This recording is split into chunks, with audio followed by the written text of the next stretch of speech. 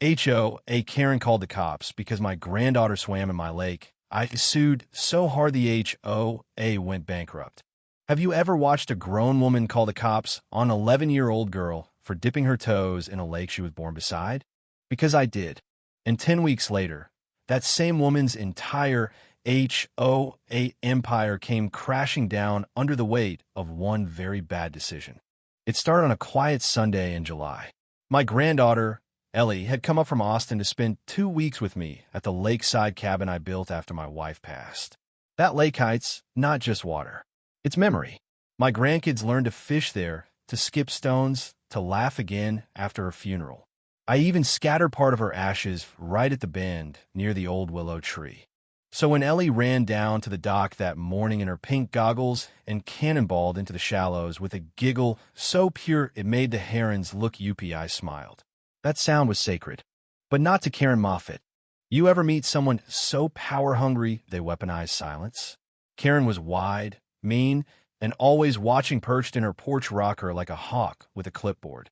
President of the Lakeside Heights, HOA, for 8 years, she fined folks for leaf noise, banned Halloween decorations, and once shut down a Girl Scout lemonade stand for operating without a permit. I should have known she'd find something wrong with Joy. 20 minutes into Ellie's swim, Karen came stomping down the trail, arms flapping like she was chasing chickens. Her cheeks were puffed, nostrils flaring, oversized sunglasses pushed up like war goggles. "Get out of that water," she shrieked, pointing at Ellie. "You're trespassing on HOA-protected shoreline." Ellie froze. "But this is my grandpa's lake." Karen snarled. "The lake is part of the protected recreation zone and HOA jurisdiction. No one under 16 is permitted to swim without board-approved adult supervision. And that dock violates Section 13B. I stood from my chair, heart racing. "Karen, this land, this whole cove has been in my family since 1964. You don't own the water." "I do." She jabbed her finger in the air. "Wrong. The HOA extended shoreline authority under the Quiet Waters revision. That includes noise, wildlife interaction, and swimming access. You were warned in the last newsletter." I blinked. "I don't get your newsletter." "Because I'm not in your damn HOA." She gasped like I'd slapped her. And then she did it. Pulled out her phone. Dialed 911. With the smuggest grin I've ever seen. "There's a child illegally swimming in protected waters," she said calmly to dispatch. "No lifeguard. No authorization. Potential environmental hazard. I need a sheriff now." My jaw clenched so tight it cracked. Ellie, already climbing out of the lake, wrapped herself in a towel, shivering not from the water, but from shame. Her eyes found mine, confused, afraid. That was the moment. That moment I decided I wasn't just going to fight back. I was going to dismantle the entire rotten system Karen built piece by fraudulent piece. 15 minutes later, the deputy arrived. His name was Russ. I'd gone fishing with his father. He looked uncomfortable from the moment Karen started ranting. "She was in the lake," Karen yelled. "We have bylaws." Russ glanced at me, then down at Ellie. "Sir, you live here, right?" I nodded. "Every summer since 1987. Want to see the deed?" I handed him a folder. It contained the land survey, the original purchase agreement, and most importantly, the riparian rights. Turns out, my late wife was smart. She had filed a deeded water access claim back in '92 and won exclusive rights to our stretch of the lake, including full control of the shoreline and water use up to 100 feet out. Karen's face collapsed. "This can't be right," she stammered. "The HOA bylaws are not municipal law," Russ said flatly. "If he owns the riparian rights, your board has no jurisdiction here." Karen's whole body deflated like a busted bounce house. But I wasn't done. Also, I added, I have audio recordings from my trail cam of her threatening a child and filing a false emergency call. Karen's eyes darted. "Two didn't say emergency. I was just reporting concern."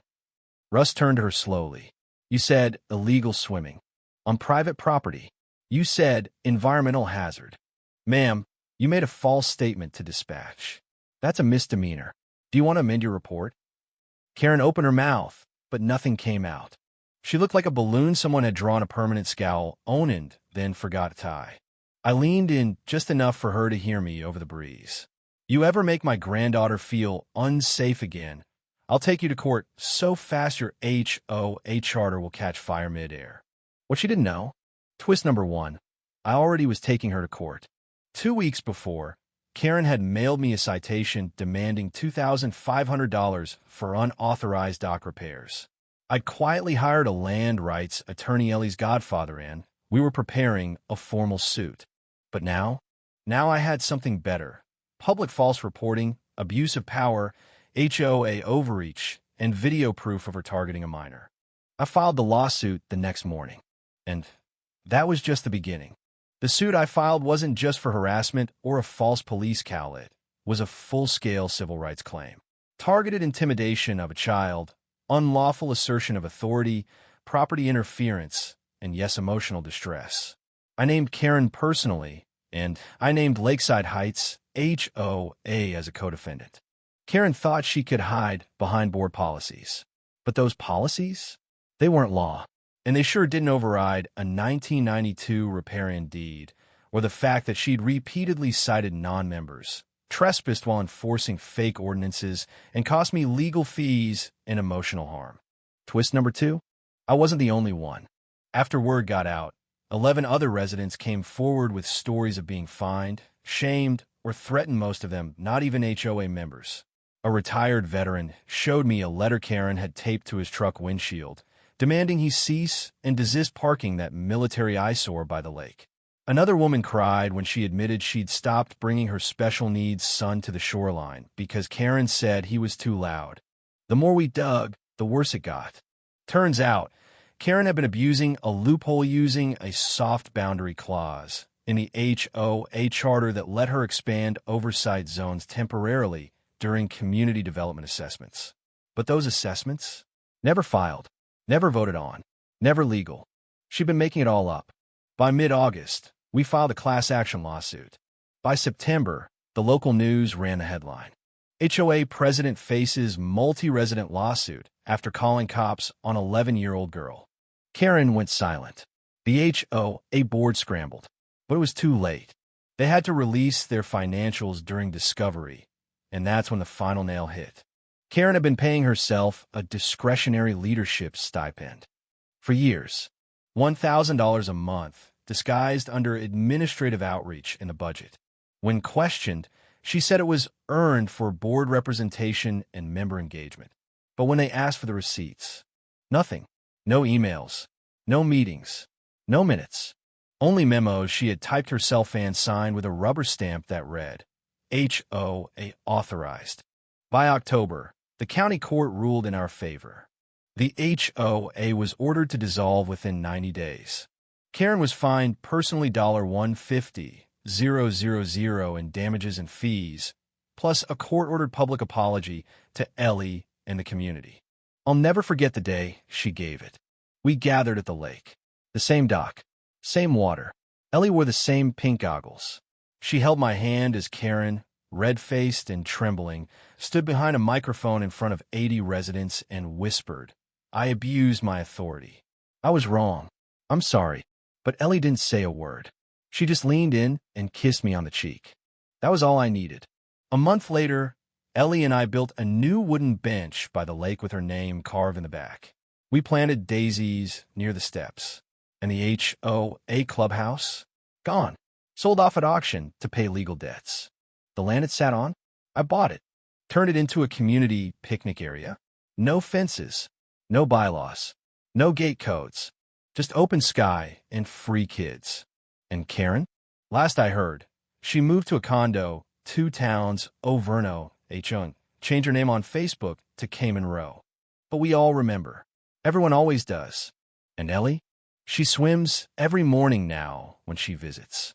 No clipboard. No yelling. Just ripples and sunlight and her grandmother's willow tree swaying in peace. So let me ask you, was Karen defending community standards that day? Or did she drown her own empire with one phone call? The end.